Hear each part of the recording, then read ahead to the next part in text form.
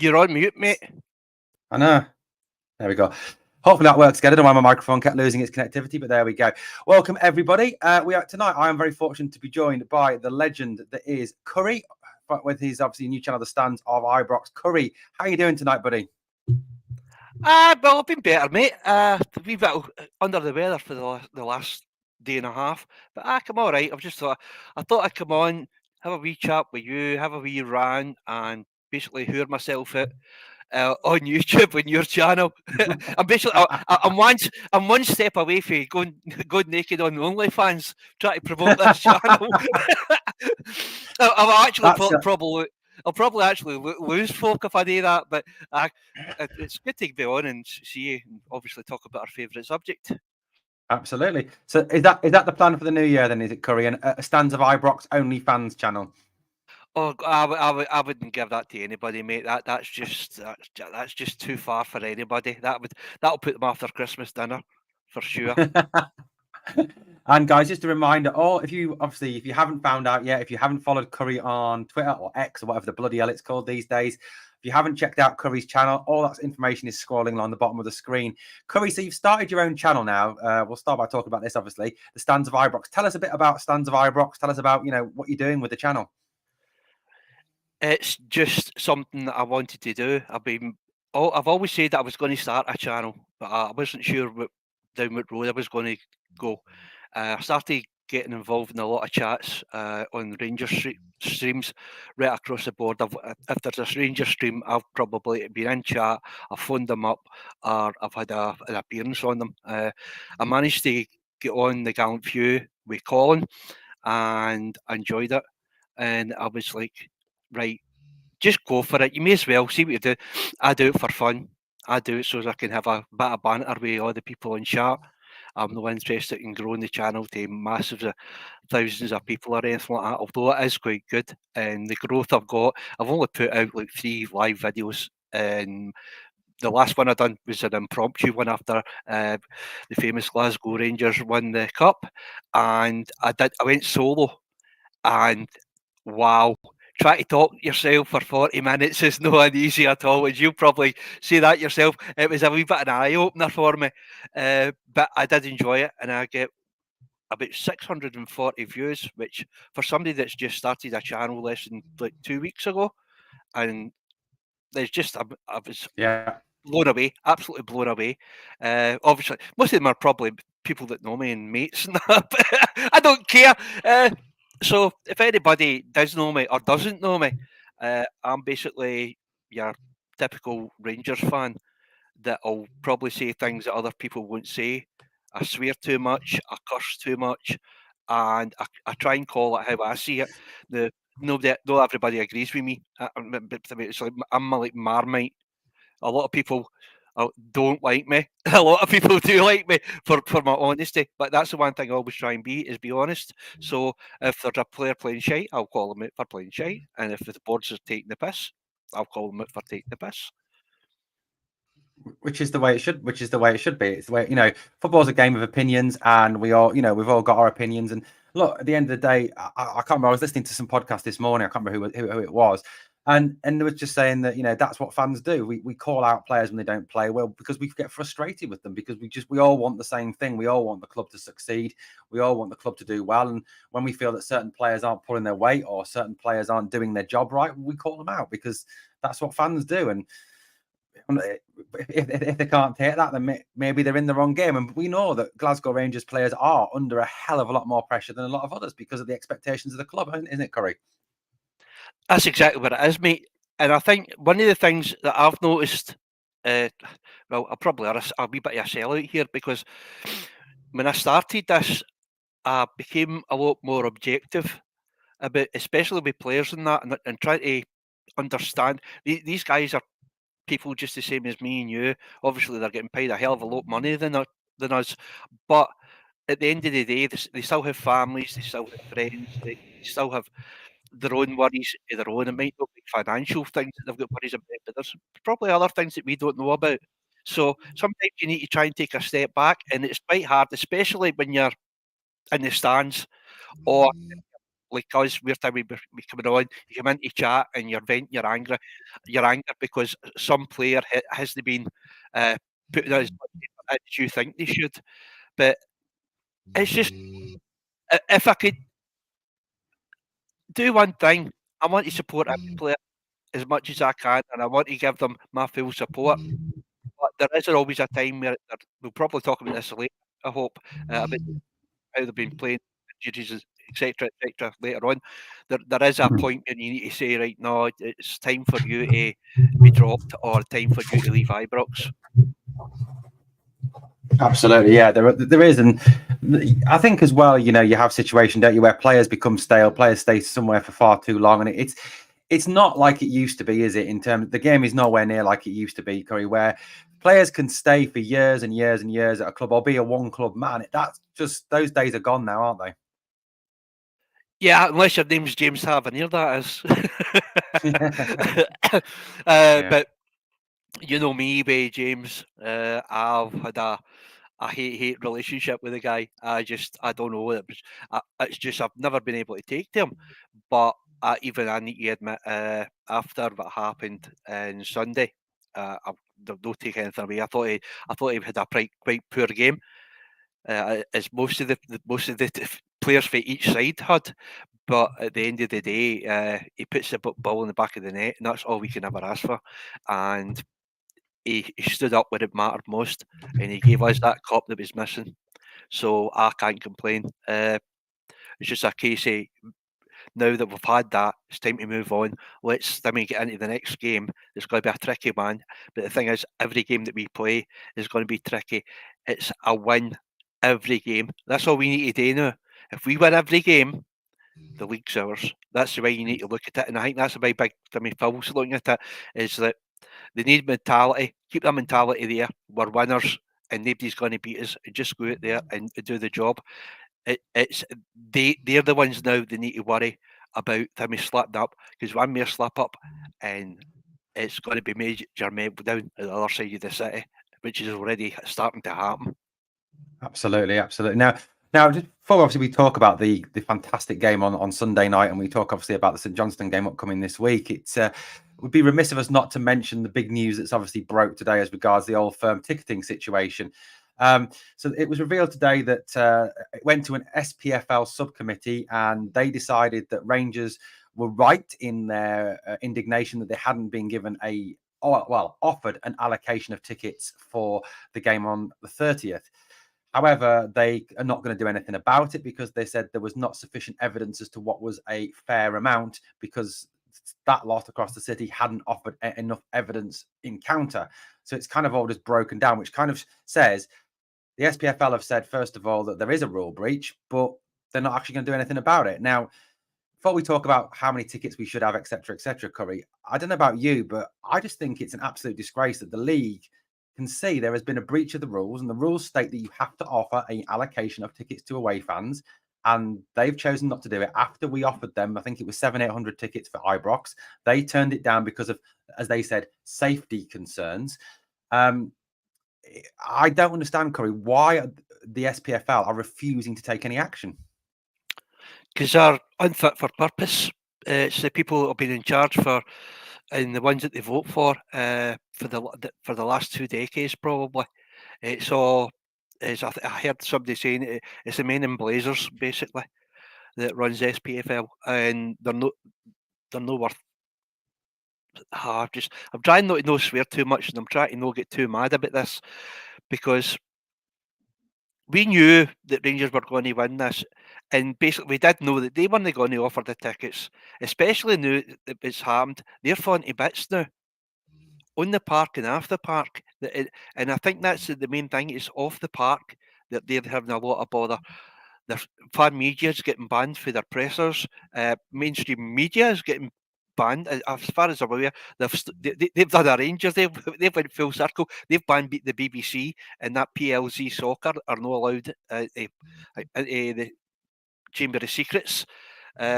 Certain fan media that's quite popular on YouTube, and it's some of the bigger ones as well, have been told that they're not welcome. They're ejecting fans for the stands for calling out the board. They're throwing out their main, like the gangrene brigade. They're getting chucked out. So it's like on the field and off the field, they're really, really struggling now.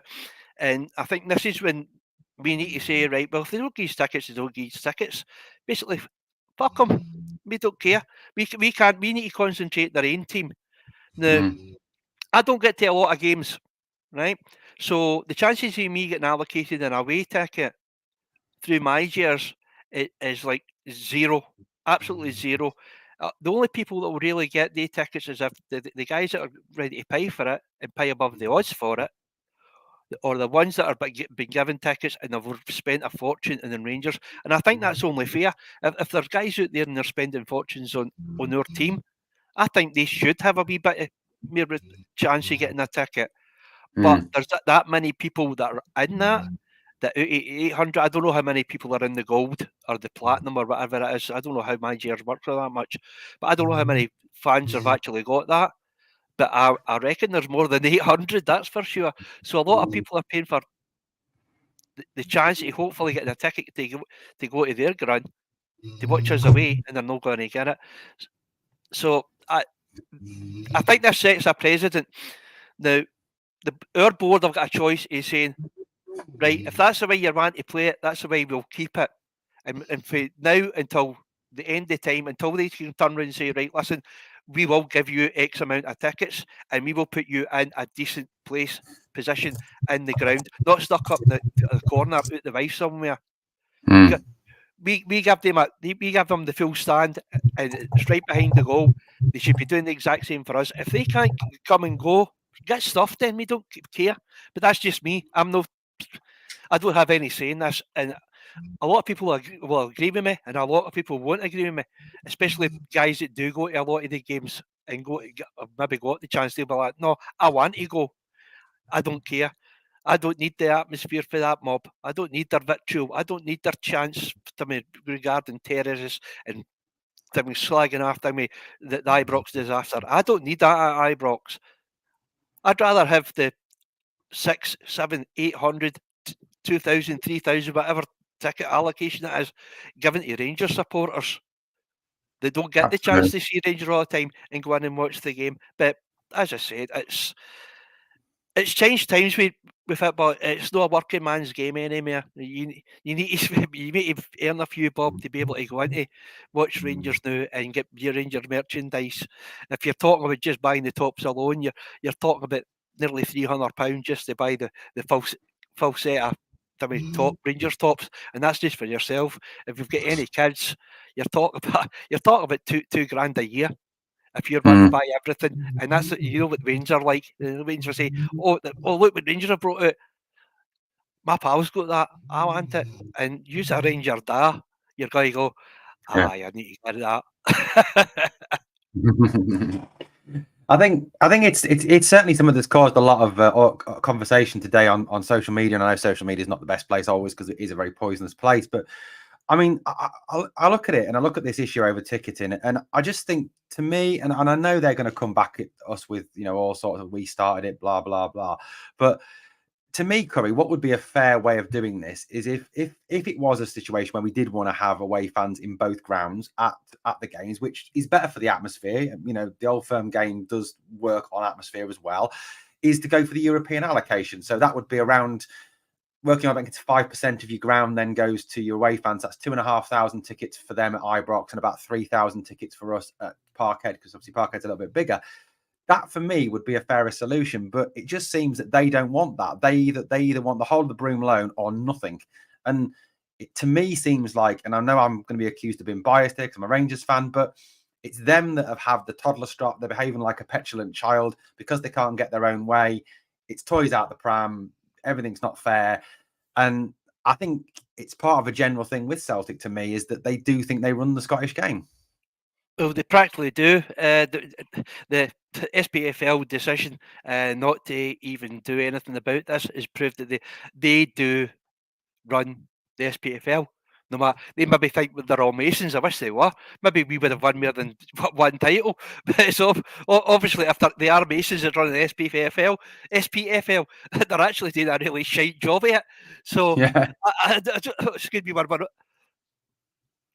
Sorry, I had to clear my throat out there, mate. Oh, fine. They basically, it's you're right. They're through the toys, the pram. They always do it. The old saying is, I mean, never defeat it, always cheat it. That's a mentality. That is the Celtic way. That's the way they think. They demand that their team are the best. They demand that the entitlement. They keep on saying that they're not entitled, but they are entitled. They've had it their way for so long, and all it's took is two defeats, us winning a Europa game that puts us into the last 16, and we've got a chance to go 1 point above them with our games in hand, and they've went to bits, and they're basically as I said, I really don't care, mate. I really don't care. I've I've got no love for their lot at all, and they've got the same love for me as well. Yeah. They hate me as much as I hate them, so it's fair. Uh, you said you're biased. Of course you're biased. You're a Rangers supporter. I wouldn't expect anything else. Just the same as any of their pods or any of their fans would say the exact opposite of what we've got to say. It's just it's right across football. All fans are the same. Absolutely. I love that point from Sharpie there. They're sulking that bad, even Santa gets booed. You know what? I really hope, this is an aside, Curry. I hope we bring Santa out tomorrow and he gets a standing ovation. Yeah, well, that's on Twitter. Twitter's been absolutely amazing. That's the one thing I love about being a Ranger supporter, uh, especially on Twitter. Ranger fan accounts are absolutely brilliant. The memes that they come out with, the gifs they come out with, all the AI stuff that they do, it's absolutely brilliant. There was a picture up earlier on. I actually retweeted it, and it was a tifo, he's Santa, and it's got "We stand with Santa," and I'm like, I really hope that the Union Bears do that. I would love that just to get it right up. I'm about to say, I said in my pod, what type of person boos Santa? How, how bad, how rotten in the head do you need to be to boo Santa? It's just brilliant. The banter is brilliant. They actually make it for us. They make it easier for us, which is good. So, well done, Celtic fans. Boo Santa. I couldn't get over that. That just made me cry. And yeah, I do hope the Union Bears come out with some pro Santa tifo tomorrow at the game just to really rub it in. And it's the sort of thing they would do. So I do hope they do it. But you're right as well. I think I'll be honest with you. I think they are sick in the head with what they've done. And I'll be honest, Curry. One last question before we talk about the games upcoming. I've never known a fan base so obsessed with another fan with another team. They're just absolutely practically obsessed with us, aren't they? It's been like that for years, mate. And let's no sugarcoat it. There's fans on their side that do the exact same, but it just seems to be that the majority of them are really, really obsessed with Rangers. And although they keep on saying they don't, they're always the first ones on to collide. I mean, moaning about their team and about Rangers, about the decisions they get. And obviously, when we played the Celtic B team on Sunday, uh, we actually seen the exact same thing. They started going on about phantom penalties that weren't the penalties, and the referee was biased. And I'm like, the referee's biased. I go, what game are you watching, mate? Because I spent 90 minutes shouting at a referee instead of shouting at a game. For a change, good thing to have an ears weren't burning for a change. Because I was too busy shouting at fucking Michael Stewart to even bother me to have. He was that rotten. He was. The guy, he was an absolute disgrace. And actually, it was quite funny because I actually seen a couple of tweets for Aberdeen fans. Even they were calling him out, saying he was embarrassing. Yeah, I've seen that as well. Thank you so much to Jim Sloan. £10 super chat says, I think we have just signed a world-class manager, something I absolutely agree with 100%, Jim. He is world-class. Cobby, so talking about, let's go to Sunday. The game against Aberdeen at Hampden Park, the trophy, the first time we've won it in 12, 13 years. I think it's 13 years. It wasn't the best of games, but it was a job done. It was a trophy won. And I think it's like most finals. How many finals do you ever watch where you go, wow, that was amazing football, absolutely amazing football? But for me, it was. I can sense this week and I might be talking complete bollocks here, which I do on a regular basis, but there's a change of mentality in this team. To go to Seville, to get the lead and then get pegged back, but then still keep going and get the win, and then to in that final, keep on going, just keep on going. In the second half, finally get that goal, get the breakthrough, win the cup. I can sense a change of mentality, and I think that game on Sunday kind of epitomised it a little bit. I mean, what was your impression, Curry? It was already happening. The mentality was already happening. Maybe they proved that against Real Betis. The mentality to come out and win that game was first class. There's nothing you can say bad about that actual performance or any of the players. Now, was it a classic? No. As you said, it's probably a typical cup game. But the thing is, for a side that always seems to, every time they plays, turn into a cup game, they came to Hampden and they never brought in their cup squad because they were really ranked rotten. 0 shots on target. Yeah. That's pretty abysmal. And I can't turn and say anything that Rangers were absolutely phenomenal. They were anything but. The first half was shockingly bad. My favourite word is shocking. Uh, I thought some of the passing that was basically we passed it to them, they passed it back to us, and we passed it back to them for them to pass it back to us. The passing was really bad, but because we've got a manager that understands football and understands tactics, something that the last manager didn't have a clue on, he managed to sort what was going wrong and get it done right. There was a vast improvement in the second half. The passing was better, the movement was better, and they identified when they took young Ross off and they were using Tavernier to come into the back post. They had already identified where they were weakest because we already had 2 half chances. Unfortunately, wee Ross, he's just not got the height to jump for crosses like that. So it was identified and they took full advantage, and that's how we got a goal. And it was the one thing, as I say, I thought Dav was pretty poor during the match. A lot of stray passing, the corners weren't that good, and it was the same with Borna Barisic as well. Borna Barisic, that it wasn't that great, but he actually went by his man, which was like, what are we watching the same Borna Barisic? This is Borna Barisic for 2 years ago. We're watching here.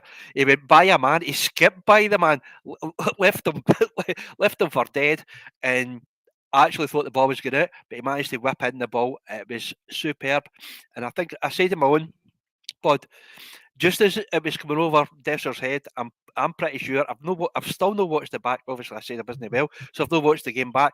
But right before it goes over Desser's head, all I heard was "That's mine," and I think that was Tavernier, or it was something for the crowd, but I think it was Tavernier. And you could actually see Desser. I'm doing some heavy metal here. Desser's ducking down a wee bit, and that's when it came down.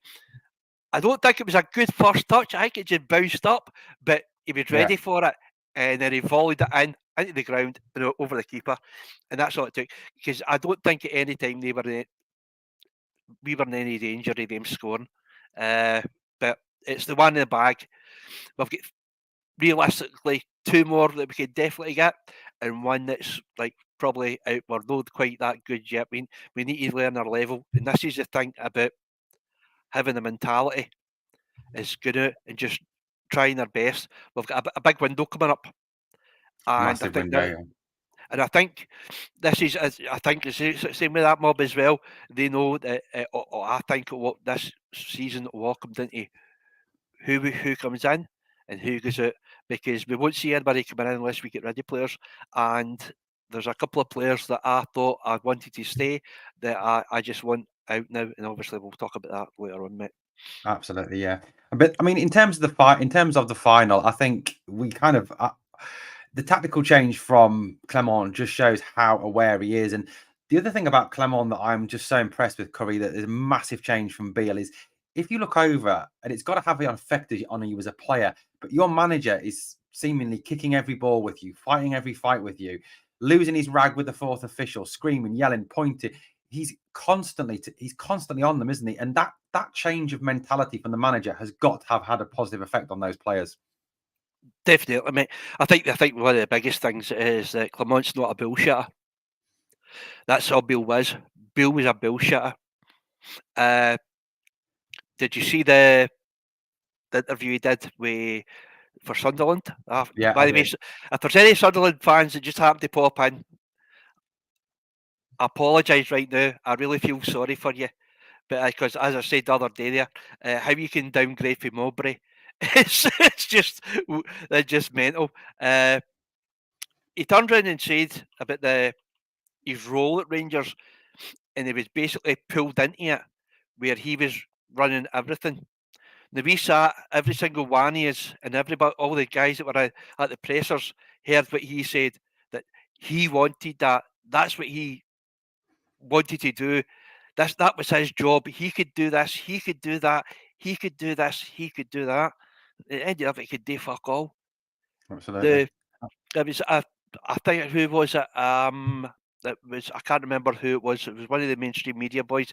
He turned around and said about him and his tactics and that. Oh, he's definitely got something there. And I was like, well, you're talking bullshit, mate. He goes, we had we had 55,000 fans, 56,000 fans week in week out, no knowing what tactics Bill was playing, and you had millions of fans watching in the telly that hadn't a clue what his tactics were. And then Mm. you could tell the way we were playing. Excuse me. That the players hadn't a clue what tactics he was playing. So I don't know where he got that for, but I'm glad he's away from the club, especially what happened when I heard about what he said about wee Fashion Sakala and freezing him at Yeah. the training ground. That really pissed me off. So I'm glad he's away, and I never want to see him at Ibrox again. A lot of people are saying, "Oh, he's a Rangers man." I don't care. He screwed us over. He left us worse off than we were 3 seasons, and it's just I can't stand. As a manager, I can't stand the guy. Maybe as a person in his private life, he might be a decent guy. I don't know because I've Mm. never ever met the guy. But as a manager and at Rangers, I can't stand the man. And as I said, I hope I never see him again. But Absolutely. Absolutely. Big Phil is just—he's been tremendous. He's been the best thing that's happened to Rangers in years, and I'm actually going to say it's probably the best thing, even more so than, dare I say it, I'm going to get a lot of hate on here, is everybody's favourite Scouser.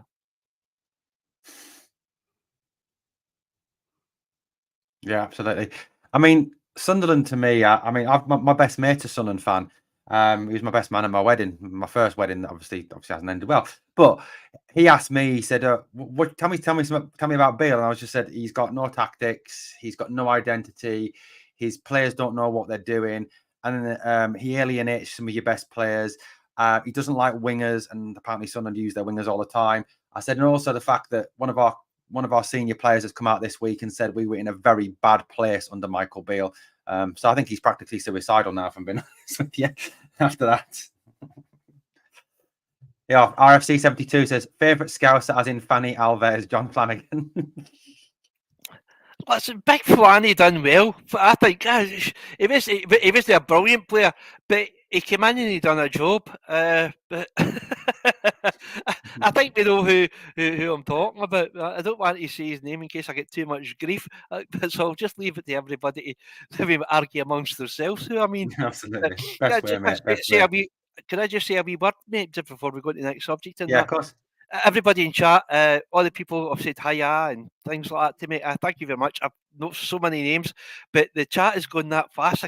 Even I can't read it. As I said, when we first started the show, trying to do a solo pod is absolutely unbelievably hard. And when you're trying to Mm-hmm. talk and think about a subject and what you're going to say next, then you need to keep your eye on the camera to make sure everything's working right and make sure there's no drop of frames. Then you need to check the chat and make sure everybody's talk away. And if you see anything you can actually pick out, and when it's going fast, and I mean, you say, I think I only had about 30 people on. I dread to think if it gets any bigger, what it's going to be like. Yeah, it is. It is hard. It is hard, and it's one of the things that I find hard if I'm doing a solo one is trying to keep on top of everyone's comments, trying to keep up with those and talk and change this. And if I've got to bring any overlays up, bring those up. When you're on your own, it is very, very hard to do. And it's easier when you've got someone, people on with you, because when they talk, that's when you go to the live chat and you start bringing up comments and you're bringing up people. Thank you to Rangers Loyalist, who's gifted a Glasgow Rangers Nation membership. So if you allow gifts, guys, on your laptop or on your phone, you can access that if you're not a member of the channel already. So, Curry, I think there's a couple of players obviously that stood out for me in the final on Sunday. Dujon Sterling. I mean, he's been a guy who hasn't had really any opportunity yet, and he came on cameos, is impressed against Dundee, impressed against Betis. I thought, for a guy who's not a central midfield player, who is a fullback and as a backup position, a centre half, I thought he did very well. He ran himself into the ground. He tackled anything that moved. He created a couple of chances. He to me looks at actually a good bet. And Philippe Clement thinking outside the box to put Dujon Sterling there is brilliant from him. But what was your take on Dujon at the weekend? I liked the big guy before when he first came, and he plays out. He can play centre back. His main position is right wing, is right centre. Right wing defence or left wing defence, and he was brought in mainly for cover for Tavernier. Now, Bill, that was his, because his brain doesn't work that way on what way players can go or play at other positions. He kept him there, and there was no way that Tavernier was getting dropped. As I said many times, that there's many a time that Tav should be dropped because he played that poor, and that someone else should have been brought in his position, give Tav a rest, try and get him back into the swingy things, let him know that the position is definitely not 100% his no matter what. Bill never seen that, so he was never going to get a game. Big Phil's came in and said, right, by the way, you're the type of physicality that we need in the centre. I want you to start playing there. Now we need to remember the guy said to me two proper games. The guy's no match fit yet. Give him another couple of months and he'll be fully match fit, and you'll see us dominating, because this is what we've needed. We've needed a big, tall guy in the centre that's willing to put their foot in, who's got a bit of pace, and he's got a bit of pace. And we've already seen, although he never scored, he's got a decent shot on him as well. He obviously gives a lot more than what Sifo's done now. I just think Cifuentes is no fit into Scotland, or the way we play, or the way Scottish football's played, which is unfortunate because I've seen him before and he is a really good player. He's certainly not going to take us to another level, put it that way, Mr. Bill. But I've been really impressed with the boy. I hope he does well. And for what Clement was saying today in the presser, that he's got a future at Rangers.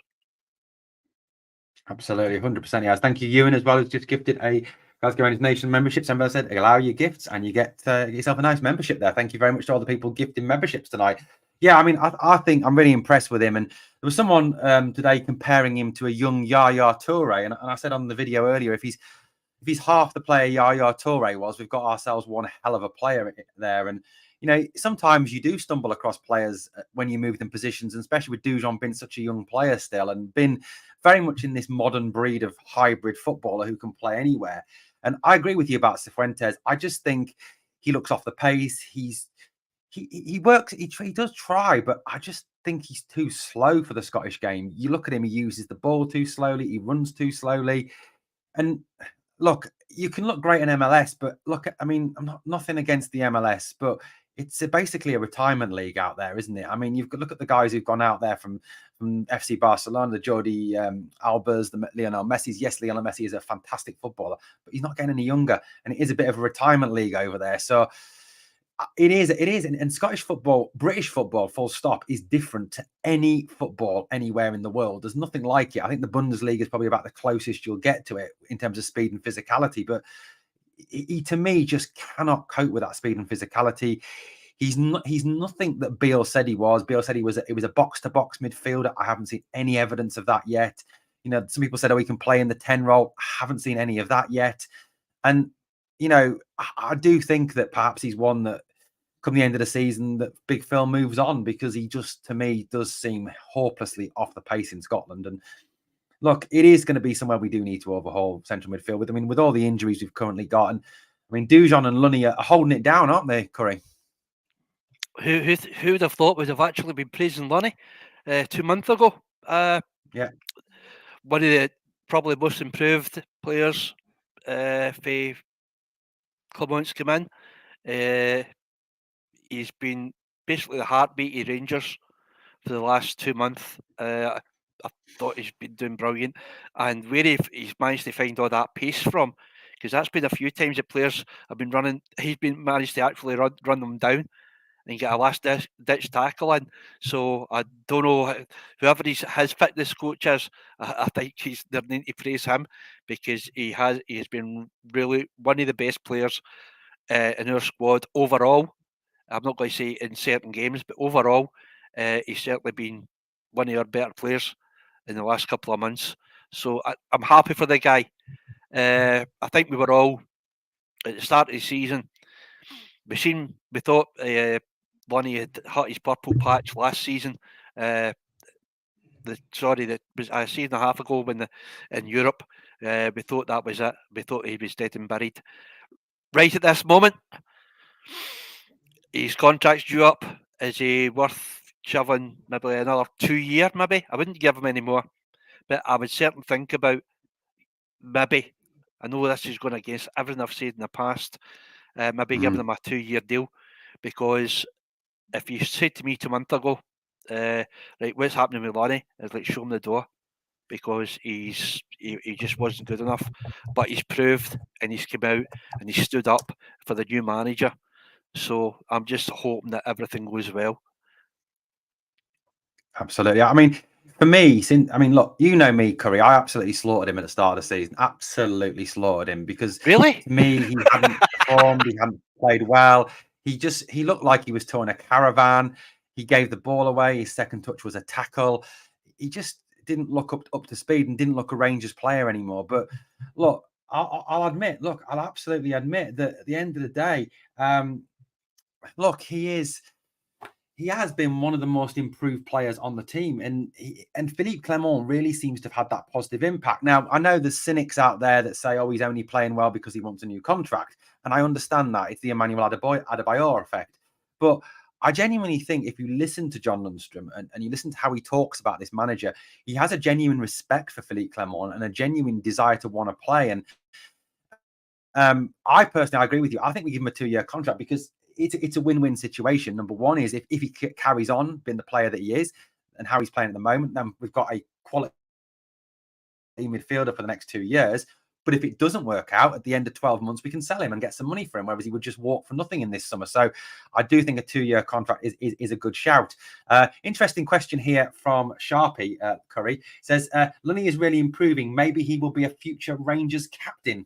What's your take on that? I think we were all. I think most of us were saying that when he was playing well in Europe, that he was going to be a future Rangers captain. Right now, the captain's armband is going nowhere. It's the same with James Tavernier. Whether people like it or not, obviously, I've never ever thought he was a captain the way that I like my captains. I'm old school. I like my captains to be in other players' faces, telling them to get their finger out. He's not that type of captain, but it's obviously he does have something. That the only thing that I didn't like about Tavernier was his mentality, because he had a tendency to disappear in games, and that's the one thing that I think that maybe Big Phil has managed to get a bit of change in his outlook on his mentality, because he's certainly been a lot better mentally wise. Maybe not as football wise, because still see he's still a wee bit slow. He's not getting forward as much, but I think that's a tactic that Big Phil's brought in. That he's not gone into that position where he's good down the wing. He seems to be coming inside a lot more. So would he make a good captain? No, I'm just No, because I'm just in case this purple patch leaves him, and if it leaves him, we don't want a captain last. We need a captain that's going to play week in, week out, and play at their best week in, week out. Maybe they'll have a bad game every once now and again, but no somebody that can go 3, 4, 5 games and no have a good game. We can't have that. We need somebody with a better mindset than that.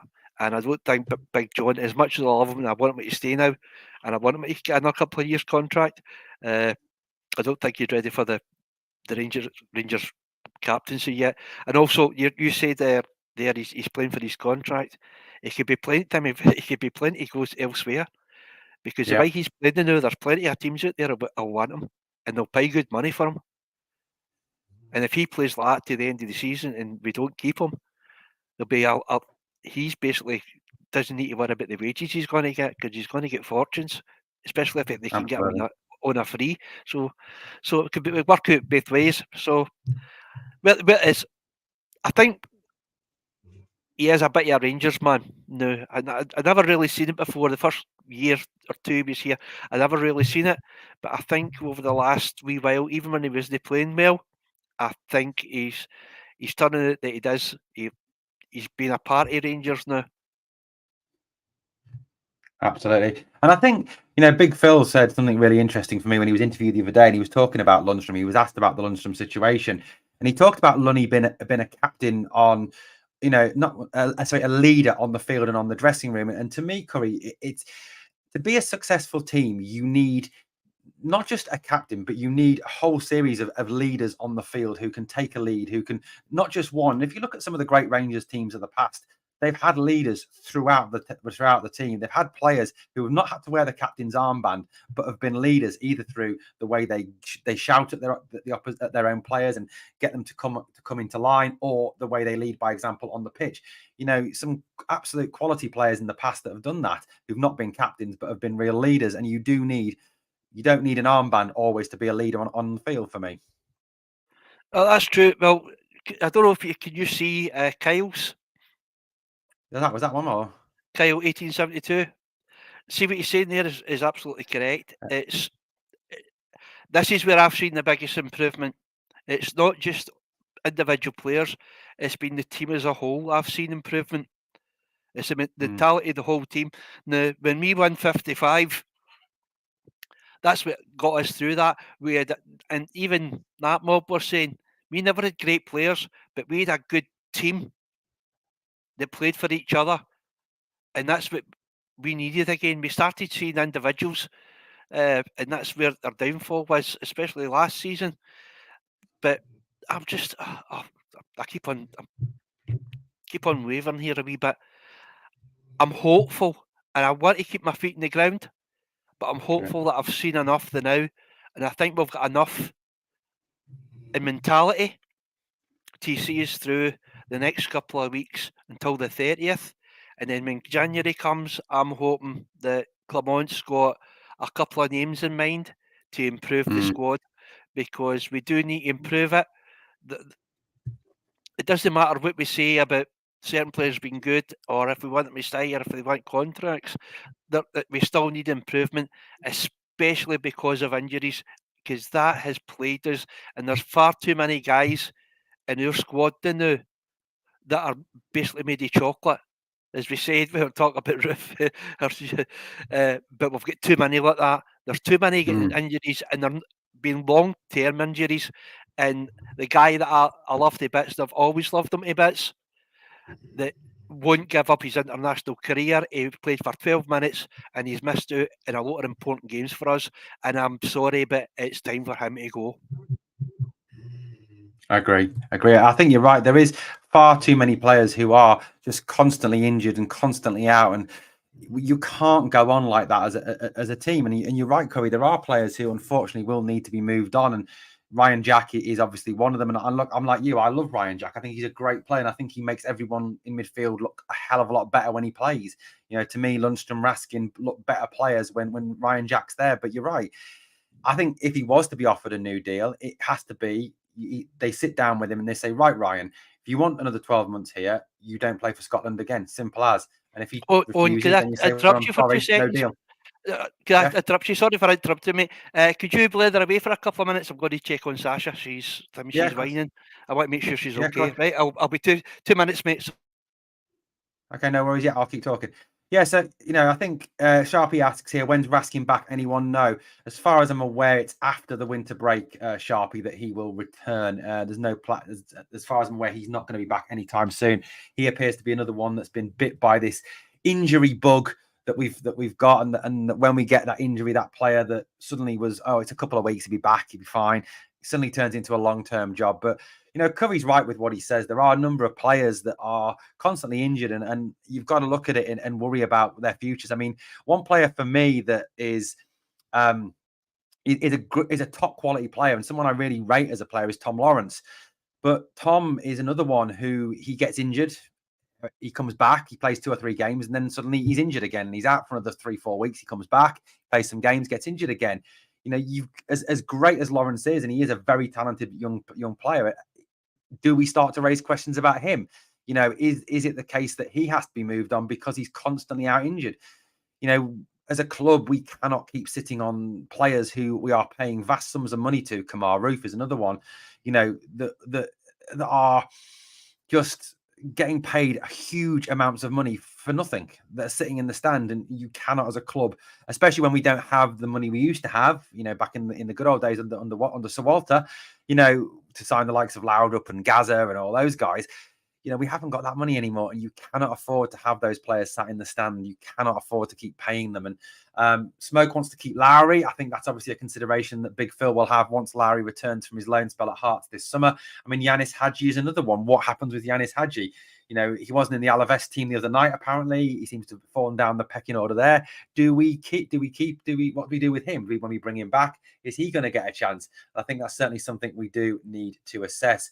Carl says, the message to Ryan Jack is just to leave. He made his choice, and that was not Rangers. No sentimentality anymore. We need a statement departure from the club. And Prime Time says, I agree. I love Jack, but honestly feel his time is up. I was just talking a little bit about Tom Lawrence there, Curry.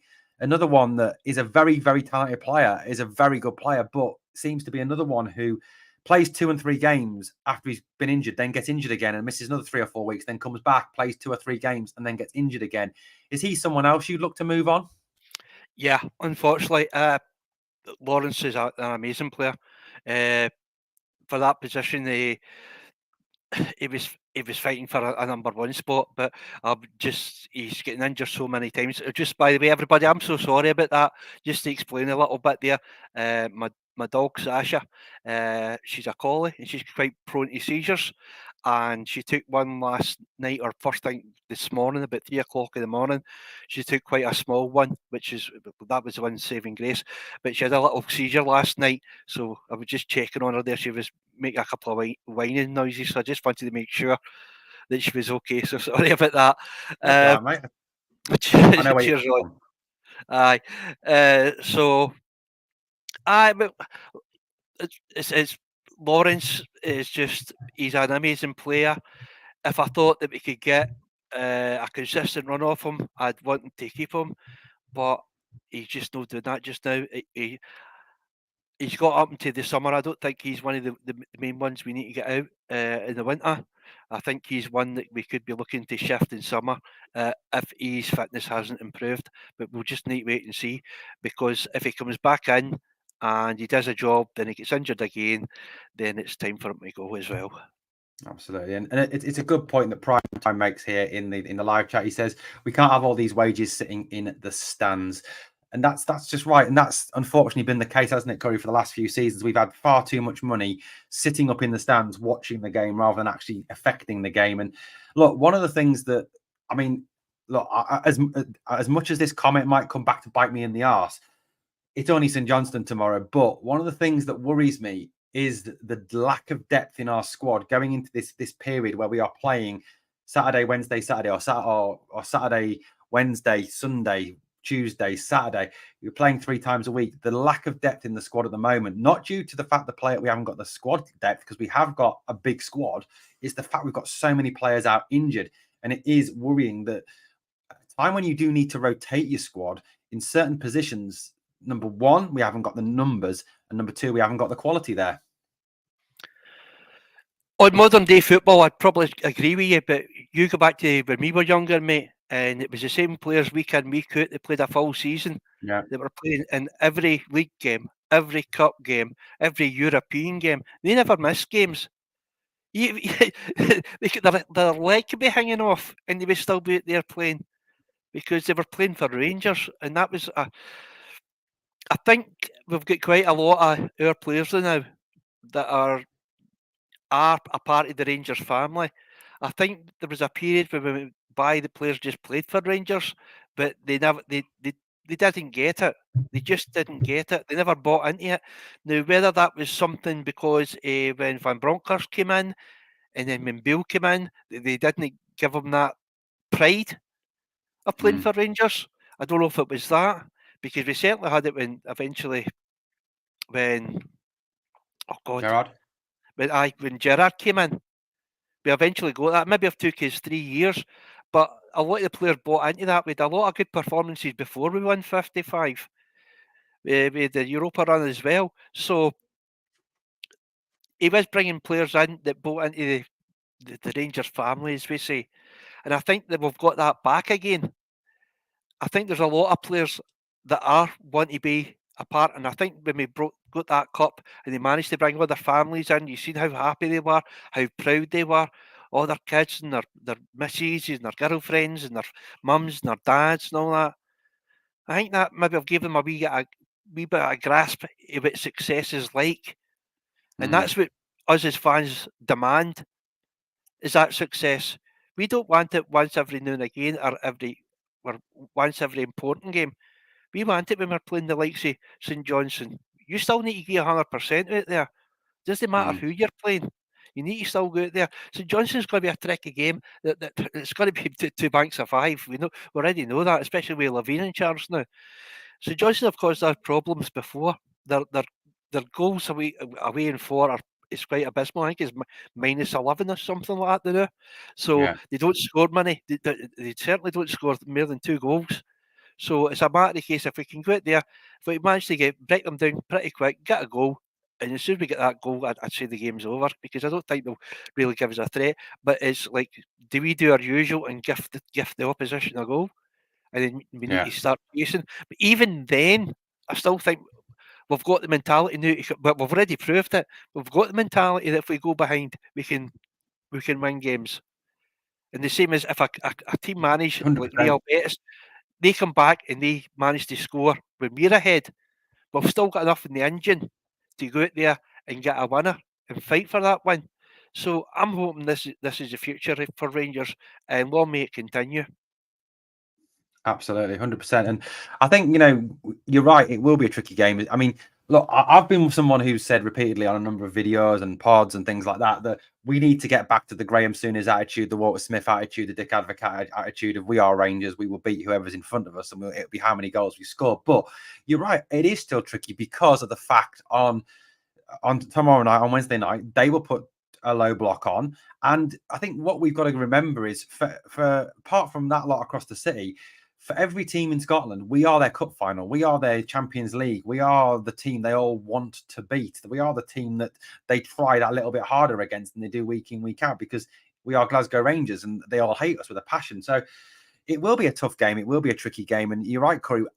We need to see another 90-minute performance. We need to see another a game where we don't give away any stupid mistakes at the back. And yeah, I know we've got the best defence in Scotland, but we know that's down to Jack Butland.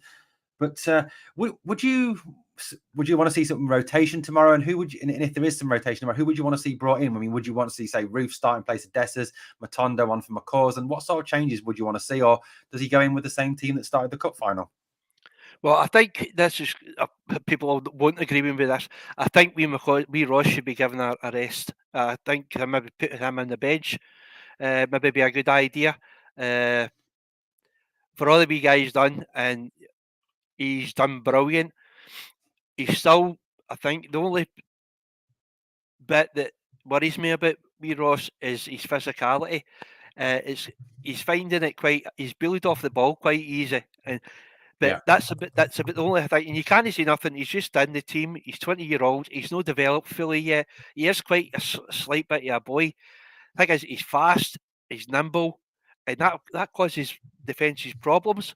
But he can be pushed off the ball, especially with bigger physical teams, and that's exactly that's what St Johnstone are. Is they're full of 11 are all big boys, I think. So Mm, I would maybe give wee Ross a wee rest, maybe. yeah, Otherwise, I would keep the team exact same way as it was before. I don't, as far as I'm aware, Phil said there was uh, nobody new coming in that wasn't already injured.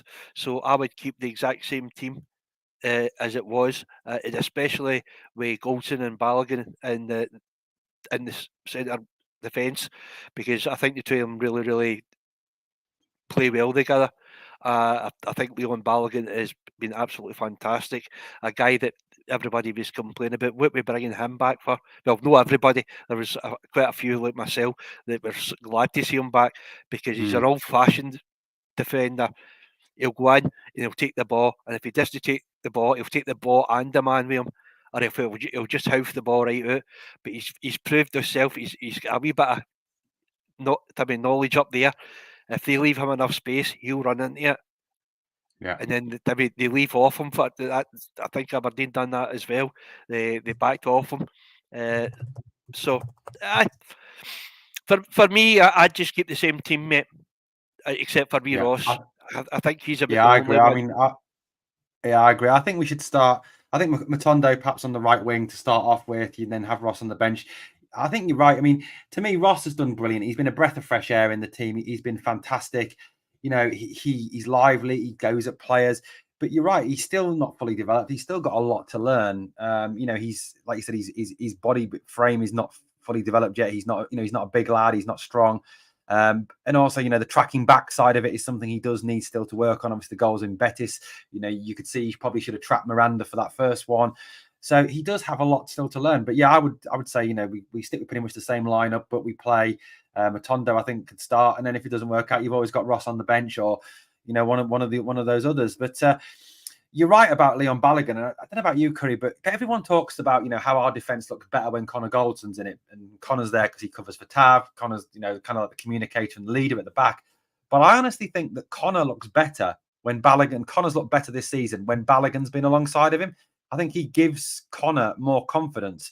That he perhaps doesn't have that when he's got Ben Davis outside him or John Suter. I mean, nothing against John Suter. He's a good player. But to me, Curry, Connor just seems to have more confidence as well when Leon's there.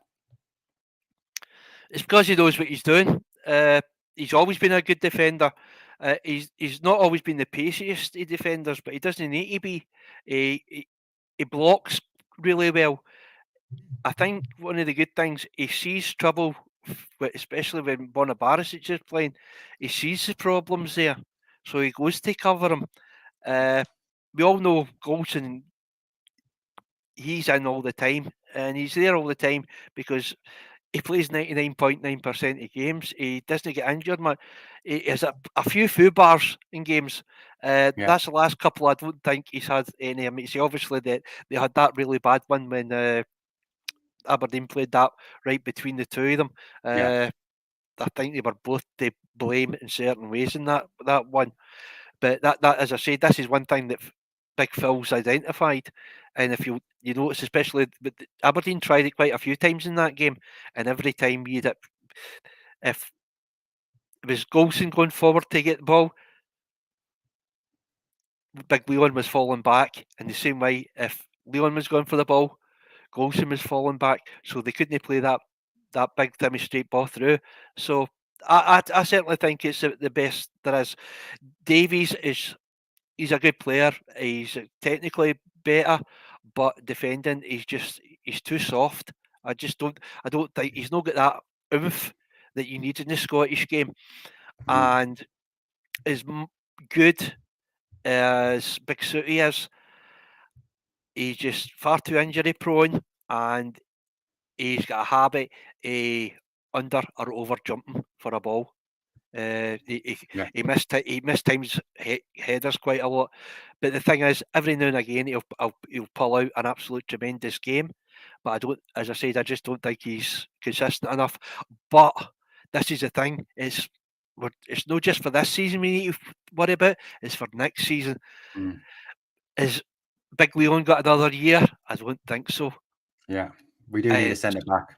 So we definitely need at least one centre back. I mean, you say we have got quite an old team, especially in defence. The ages are quite well on. It's an aging defence, so it's something that we need to think of, and obviously that'll be something that Phil will be thinking of during the summer, I think. Yeah, good, definitely. Yeah, good point. I'll come back to this question in a minute. Good point here, actually, from Ewan Minton says he would start Scott Wright on tomorrow, which I think is an interesting one, giving Scott Wright a start. You know, Scott obviously was being very, very effective, wasn't he, when before he got injured? But I think last question, Curry, because we're just going over the hour mark now. Question here is who is the player that deserves more of a first team opportunity, a first team chance? Curry, who would you say that perhaps hasn't had it yet that deserves that chance of a first team, perhaps either towards the end of the season or next season in the squad? Well, who hasn't already been given a chance? I Does he think mean? that's what he means. Yeah, I think that's the question. I think he means someone who hasn't had an opportunity yet, who deserves a chance at the first team. Oh dear. I, I I couldn't even give you a name, mate. I For can't me, turn around and say for definite who has earned or who looks that way. It might be one of the younger players coming in, maybe Bailey Rice, but yeah, for what Phil that's was what I was going saying to say. today, he still has a bit of development to do. I think he's not quite happy with him. I think that's Prime just said there, Lovelace. That Lovelace is a good player. I think he's just not quite there yet as well, Yeah, Prime. I think he's still got a bit more learning. Obviously, it was a lot better than what we had earlier on because Dessers was terrible. Lammers was an empty jersey, and Danilo was injured. So, and then he was unfit as well because he wasn't in full match fitness either. So when yeah, Lovelace came in, he gave us that wee bit of. He got us off our seats, and that's what we're looking for at Rangers. We're looking for players that excite us. Well, it was right now. All I'm looking for is for Rangers players to win. That's it. I just want us to go out there, man. I don't care if it's an absolutely shockingly bad 1-0 last minute penalty. As long as we win right now, that's all what it's all about now. Because if we win every game, the league's ours, as I said earlier. So it doesn't really matter absolutely. about performance. We can think about performances and improving properly in the summer. In winter, it's just about trying to get players in to shore up the positions where we can, where injuries are hurting us, and to upgrade in some of the players that we've got on the bench. That's what I think we've got because we need to remember they might be floundering just now, but they'll come back again. They'll get back into their stride again. But we need to make sure that we just keep on doing what we need to do. And if we keep on doing what we need to do, they can't catch us. Even if we go there and we draw, and if they draw against Ibrox again, and then we draw at another entity FC, if we if we go there, even if we draw with them, we'll still take the league as long as we win every other single game and we don't drop points. They can't do nothing about it because we're in the driving seat, and I think that's what Big Phil is going to drill into them. That we are in the driving seat now. Just keep on doing what you're doing, and just play for yourself, play for the team, play for the club, play for the fans, and they'll get every bit of adulation that they deserve. And as I said earlier on, uh, I don't think the Tavernier should be in the Hall of Fame yet. But I'll tell you what, see if we get the treble this year, he thoroughly deserves it. And that takes a lot for me to say because Yeah, you I know know it how I does. feel about the guy. So I think that's something we need to just hope that it's going to happen from now on. But I'm waddling on again, mate. Just a thanks for everybody for coming and listening to all my shite as usual. I try to not swear too much because it's Owen's channel and no mine. So I know it's hard sometimes. I find in the live stream sometimes I struggle and I end up swearing my head off because either the players drive me mental or the ref drives me mental. But Curry, thank you very much for coming on tonight. Thank you to everyone in the live chat. Thank you to everyone who's gifted memberships. Thank you, Jim, for the super chat. Phenomenal support as always, guys. As I always say, my aim is always with the channel to not just do this so I can sit here and talk spout crap for 50 minutes or an hour or whatever, or 20 minutes. It's so I can get you guys involved. It's all about a fan channel. It's about building a fan community and having you, the fans, involved with the channel. You know, I've got big plans, exciting plans for the new year for the channel. This is my, like I said, this is my sole focus now. I've binned all the NFL and NHL channels. I'm not doing any more work on the American side of things anymore. This is all I'm doing now is just Glasgow Rangers Nation. So just to finish off though, Curry, plug away, buddy, plug away, plug your channel, plug everything. Right, I'm going to hear myself right out. Right, Go on, you whore yourself out. The Stands of Ibrox. It's a brand new channel. I've only had about 4 or 5 videos out. Just basically what you've heard tonight. It's the exact same, except I swear a lot more, and I probably say a lot more derogatory statements about a certain club. I just want to come out, have fun, talk about our team, speak to a lot of you guys. I know a lot of you think like me, and a lot of you don't, but I'll listen to your points of view, and hopefully between us all, we can give a wee bit of entertainment. I've only just started this. I know nothing about it other than putting a PC on and getting into the proper site to do this. I've got a long way to go with equipment and stuff like that. That'll come eventually. It's just going to take time. When I do start to get into a position, I've said to everybody, once I get into the position of actually making money on here, any money that'll be going on the equipment and the majority will be going to a charity, which anybody that subs to me or time he comes to watch me, they'll decide which charity that it goes to.